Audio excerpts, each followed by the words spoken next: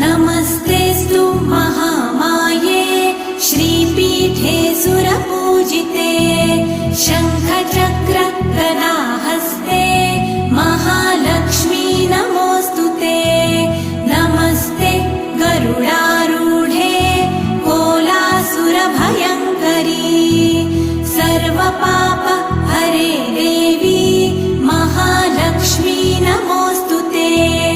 महादेव्यै च विद्महे विष्णुपत्न्यै च धीमहि तन्नो लक्ष्मी प्रचोदयात्।